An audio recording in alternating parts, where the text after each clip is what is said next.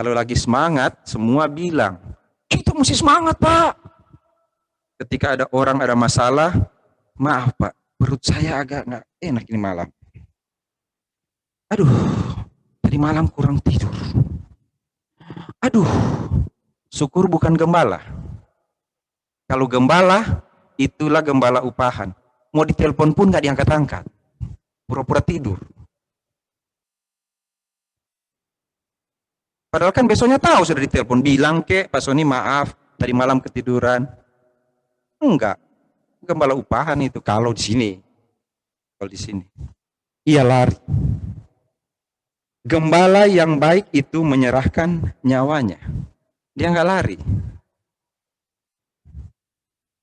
Dan resikonya adalah nyawanya habis. Kan bodoh kalau dari segi dunia ini. Kenapa dia mesti mati? Nah setelah dia mati, domba-dombanya siapa yang urus? Itu kan? Itu kan cara berpikir. Itu ahli ekonomi itu. Kalau dia mati, terus siapa yang urus?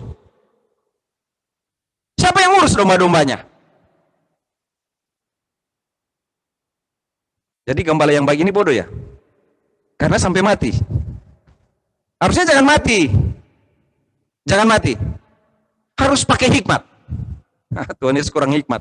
Kenapa sih mesti mati di kayu salib? Itu yang saya mau bilang. Apa itu? Floka, Fatma tadi yang saya bilang.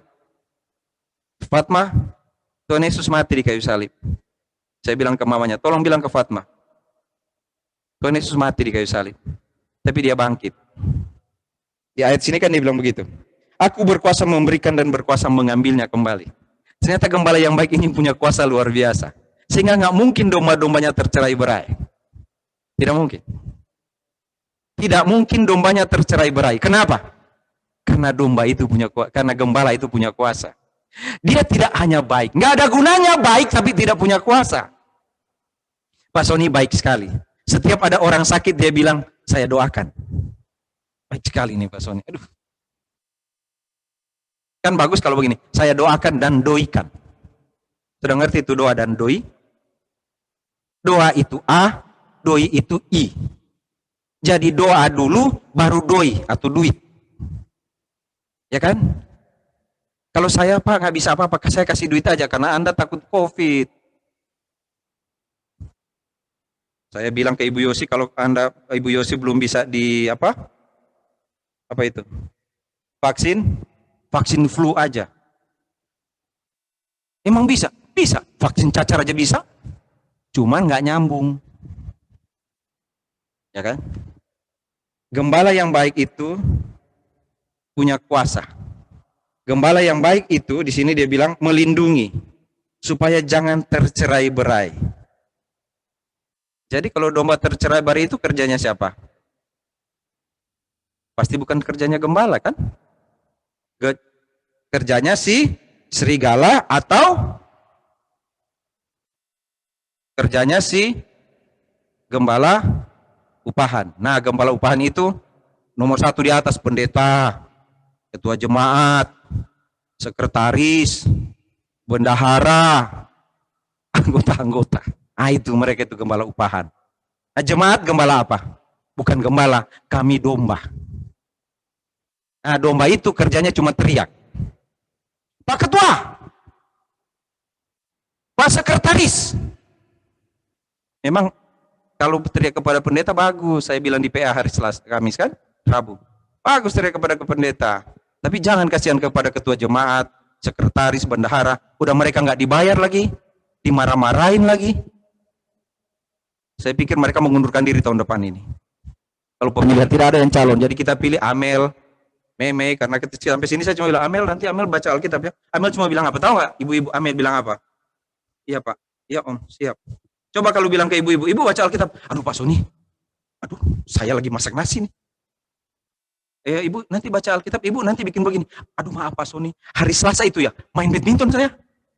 Main futsal saya Pak. Nggak bisa saya.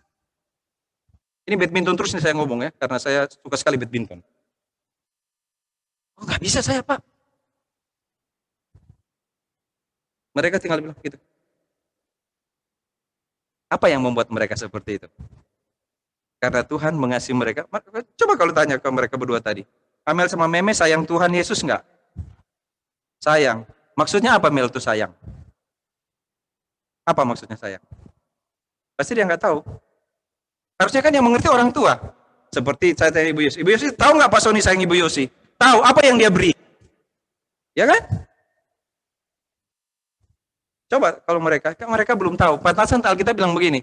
Kalau engkau tidak menjadi seperti anak kecil, engkau layak. Nggak layak. Tidak layak.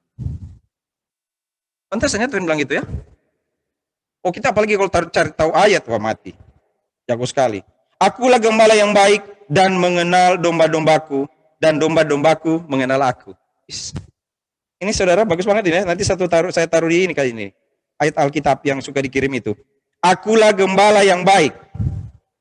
Dan aku mengenal domba-dombaku. Terus?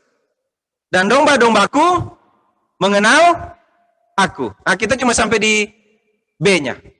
Akulah gembala yang baik, itu A. Aku mengenal domba-dombaku, itu B. Yang C, oh kita kenal. Akulah gembala yang baik. Aku gembala yang baik mengenal domba-dombaku. Dan domba-dombaku mengenal aku. Mengenalnya dari mana? Ayat 10. Supaya mereka memiliki hidup dan mereka memilikinya dalam segala kelimpahan. Itu yang kita kenal kan, gembala kita kan. Yaitu gembala yang kasih makan. Gembala yang selalu menolong kita. Gembala yang kalau kita jalan mesti aman. Coba saudara perhatikan, saya sudah katakan itu kemarin di dalam khotbah hari Minggu. Kalau kita jalan lalu ada masalah, kita bilang, Tuhan kenapa masalah berat? Kenapa ada masalah Tuhan? Kenapa ada masalah Tuhan? Saudara, kalau Tuhan membuat masalah, saudara pindah ke Tuhan lain. Ya, itu bagus. Kalau kita bilang begini, kenapa ada masalah Tuhan? Kenapa hidup saya selalu ada masalah Tuhan? Saudara sebenarnya boleh cari Tuhan lain sebenarnya. Yang tidak pernah memberi masalah. Namanya itu iblis. Kenapa nggak pernah komplain ke iblis? Iblis, kenapa selalu ada masalah? Karena kita mengenal Tuhan, cuma Tuhan yang menyediakan jalan. Kita mengenal Tuhan, cuma Tuhan yang memberi kelimpahan. Kalau dia nggak berkati, kita pura-pura nggak kenal. Berdoa pun malas. Kemarin saya sendirian di sini. Lalu ada orang ngobrol di depan. Pas saya keluar, saya kan ini peternak, bukan, gembala burung. Burung bisa bilang gembala ya? Enggak ya? Saya bawa nasi dari rumah, saya lempar-lempar itu makanan. Tiba-tiba saya pakai celana pendek. Nah, mulai ini saya mesti bertobat. Lempar, tiba-tiba ada ibu-ibu bilang begini, Pak Pendeta, saudara saya mau jongkok nggak bisa, mau berdiri nggak bisa. Kalau saya jongkok, apa yang mau terjadi? Ada orang kenal. Pak Pendeta. Saudara, kita mengenal gembala kita cuma dengan beri makan, kita kenal dia. Oh Tuhan kita itu baik. Coba lihat di status. Yesus sangat baik. Dia mengampuni. Ini hari ini paling banyak status kita. Dia mengampuni dosa. Tuhan baik berkorban bagi saya. Nah besok pasti lain statusnya. Mau cek? Mari kita buktikan. Nah, jadi yang berteman dengan saya yang taruh status, saya akan cek. Pasti status besok sudah beda. Ikan goreng, sudah beda. Taman bunga, memang itu salah? Enggak salah. Saya cuma bilang itu status. Jangan bertiba ya. Jangan tiba-tiba bertobat besok. Ada PA hari Kamis, saya bilang ke mereka gini, hari Jumat ya. Saya bilang ke mereka, itu status, jangan taruh kalau kamu lagi marah-marah. Status marah-marah, biarlah Tuhan yang kutuk dia. Terus dia tulis, dia lagi marah suaminya, dia tulis, tidak pernah dihargai. Saya bilang dia, itu kalau tulis begitu orang baca. Kalau cuma di WA, cuma teman gitu. Tapi kalau di FB, nah lo, udah gitu mamanya Sekar dibikin siaran langsung. Mamanya lagi begini. Siaran langsung. Orang GAA lagi. Tega banget. Jangan, lalu hari Kamis, hari Jumat, atau lagi. Oh berarti Pak Sony nggak boleh begitu. Enggak, saya bukan komandan dunia yang bilang-bilang, WA harus begini, status. Nggak, bukan itu maksud saya. Saya mau bilang ini di sini nih. Kalau kita ingat Tuhan, waktu kita lagi ingat Tuhan, pasti kita bagus sekali hidupnya. Kalau saudara tersinggung, hari Minggu pasti nggak datang ibadah nih. Saya bilang aja sekarang. Ya kan? Dan saya harap saudara tersinggung.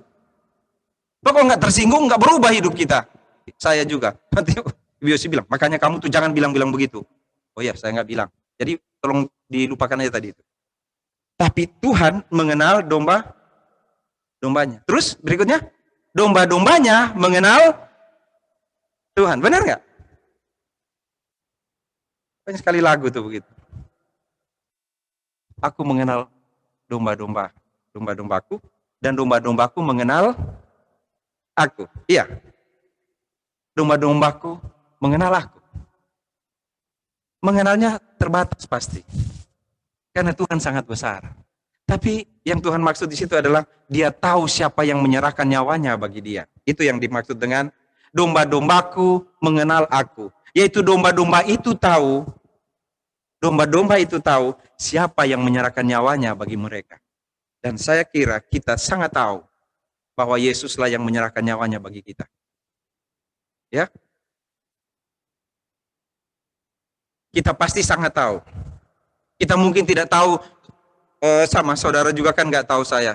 Saudara belum pernah tanya, Pak Sony, sepatu nomor berapa? Kan belum pernah. Mau tanya sekarang? Nggak usah. Kita nggak bisa tahu Tuhan Yesus dengan sempurna. Tapi kita pasti tahu dialah yang mengasihi kita dengan menyerahkan nyawanya. Itu yang dimaksud dengan domba-dombaku mengenal suaraku juga. Di situ dikatakan,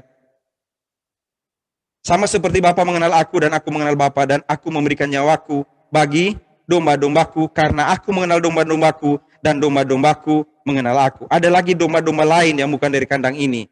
Dan domba-domba itu harus kutuntun juga. Dan mereka akan mendengarkan suaraku dan mereka akan menjadi satu kawanan dengan satu gembala. Ada juga domba yang lain. Dan mereka juga akan mendengar suaraku. Belum dengar mereka, tapi Tuhan bilang akan.